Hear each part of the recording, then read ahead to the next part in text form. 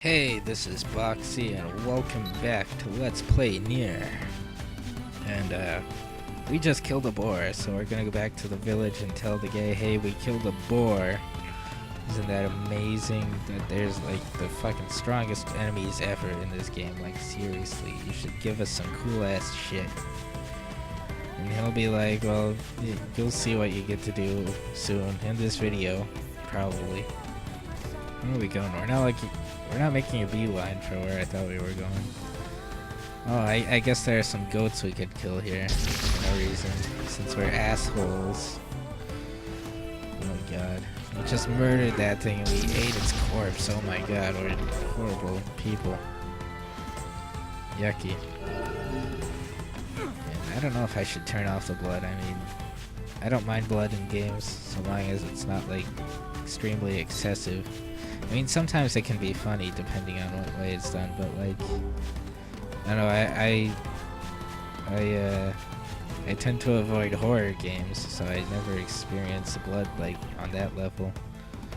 I don't know, I've seen like videos of Dead Space and it seems like that has excessive amounts of blood, but then I remember this cutscene in Gears of War 2 that just, there's so much blood that the characters have to like get it out of their ears. It's kind of hilarious. Let's see, what do we got here? We don't get anything. We gotta do a lot more side questy stuff this video. And we'll get to see a new town that we're not actually really supposed to go to yet until later on, but I guess the game doesn't really restrict you, so it's okay. I mean, there's not much you can do there anyway to break the game. There's like no sequence breaking, I guess, since the game lets you go places and, I don't know, like, doesn't glitch out or anything as far as I know. I don't know, maybe there are people who have found out ways to break this game, but I would be surprised. Especially since this game isn't too well known, it seems like. It seems most of what I play are like cult classics. Or like only like a subset of people like these games. I guess I can kind of tell why, because I don't know, this game isn't exactly, you know, up to standards as far as like graphics go or anything like that. And I guess since it's like, it's a whole bunch of different genres of games put together, it doesn't like cater to one specific group of people. Anyway, we did your quest, Mr. Villager. We got 1,000 gold and I skipped over that, but you guys will figure out what it means. Let's see, what are we doing here? Selling some stuff that we don't need. I don't know, I mean, maybe there's uses for this stuff that I don't know about yet, or never found out what they're used for, but I don't know, I just haven't. He also sells maps of different areas, but I found them kind of useless. Generally, I just memorize the areas in the game, and there's not as many as in most other games. I mean, for the most part, this game is mostly Zelda-like, but it's nowhere near as big. I guess maybe that's part of why people don't like it so much, since it seems it's definitely, you can definitely tell it was on a budget. But, you know, I don't mind that. It seems like there was enough here for me. So, I don't know. Black Sprawl's here too? Yeah, it's here too. It's everywhere. Let's see, can I get your sword yet? Now, this is probably the strongest sword you can have at this moment in the game. Let's see, where is it? Here it is, Beastbane. It's kind of funny looking, but, you know, I don't mind that. There are cooler looking weapons in this game, but you know, what matters is stats. I think I forgot to equip words to it.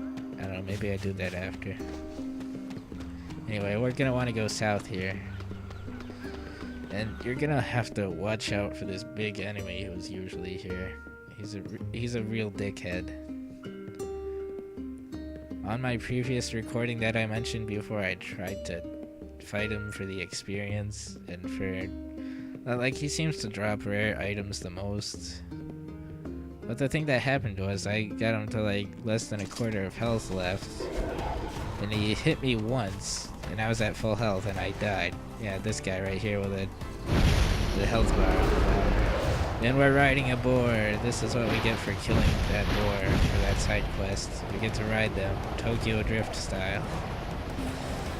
It's kind of fun, but kind of hard to get used to. There's an achievement for riding one straight for like 10 minutes without crashing or stopping. I'm not sure if I'll show off how you can do that since I already have the achievement myself. So I don't know when 5 minutes would be up, but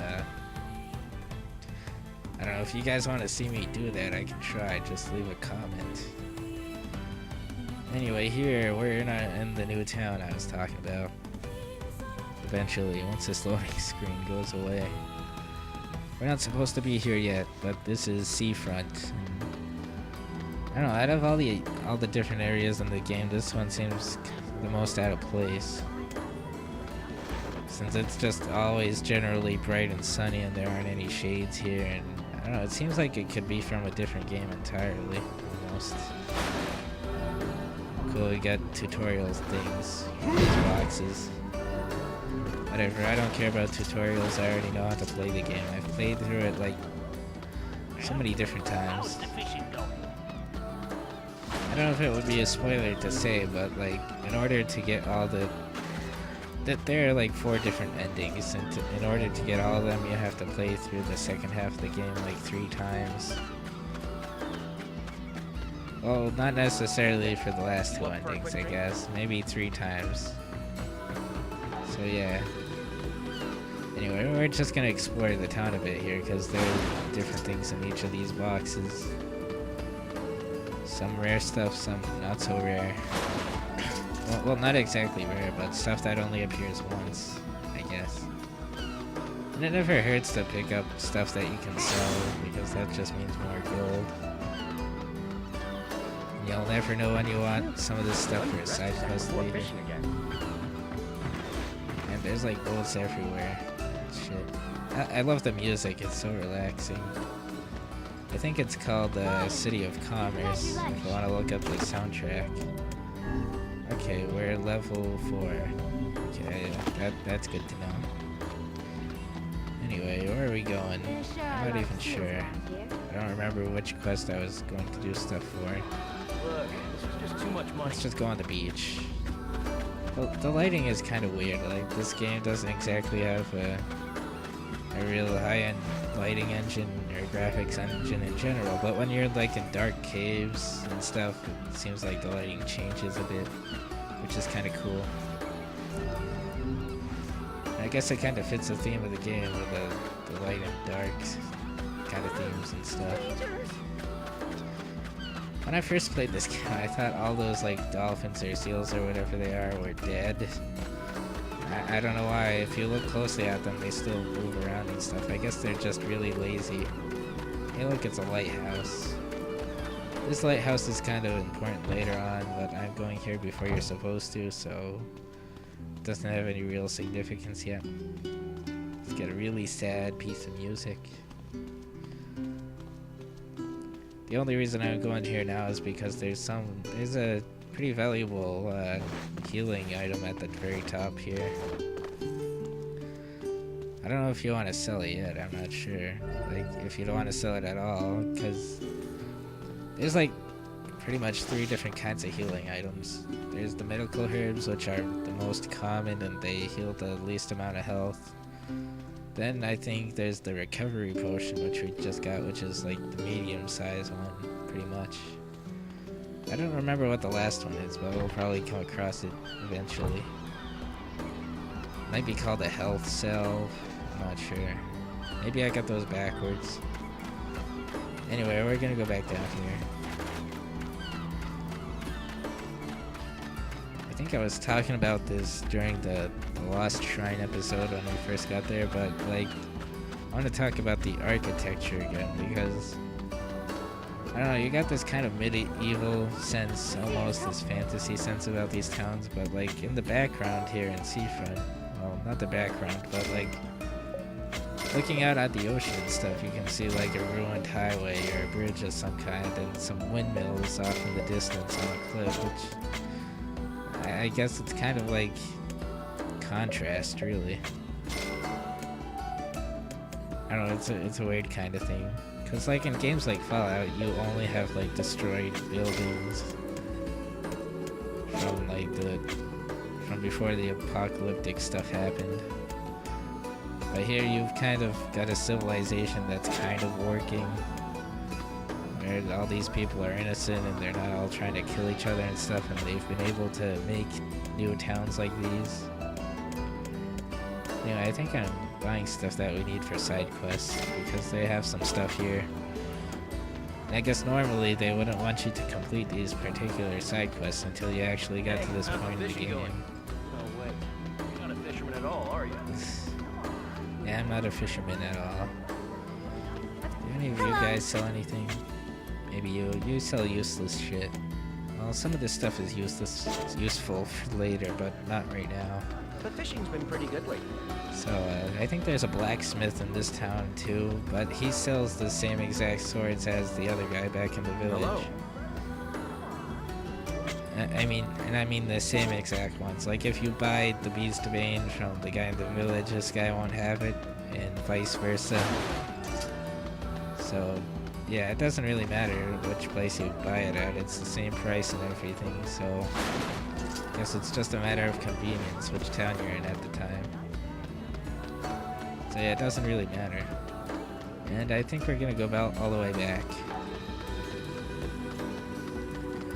And yeah, as I said, you don't want to fight that guy who appears here. I don't know why he appears here. Later on in the game, he doesn't appear here anymore. Well, I mean, he does like way later on, but like in between when you're supposed to go to Seafront and like after like the halfway point, maybe before then, that guy doesn't really seem to appear here much at all. So I don't know why he's here now. I guess maybe he's supposed to deter you from going to Seafront too early. But it's just really easy to ride past him on the board. Yeah, watch out for those discs. They'll kill you in one hit for sure. Even on easy, I think. But it's okay. We're back in the village and we can do all this stuff we need to do now.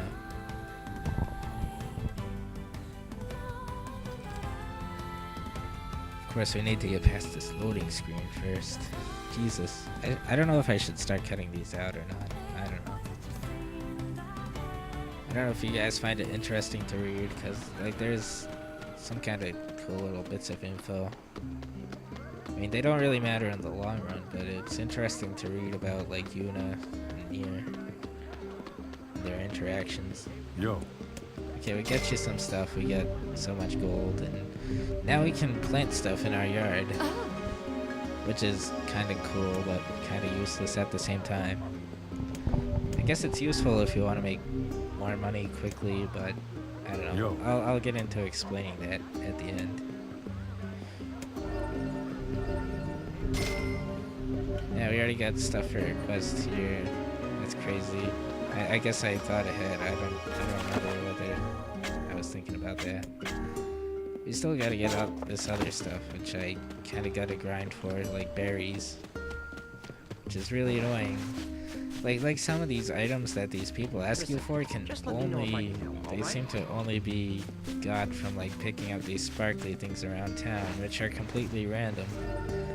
So you could end up with like just a million healing herbs, medical herbs, and not once find a berry for like an hour. I mean, at least that's my experience. And unless anybody else knows where to get berries, that'd be great. Although I think by now I already have them, so that's kind of moot. Anyway, what are we doing?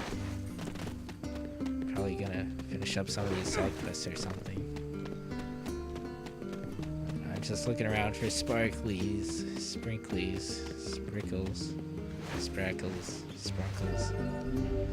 See, these medical herbs are almost too common. I don't see why they even bother selling them in the shops when you can get them for free.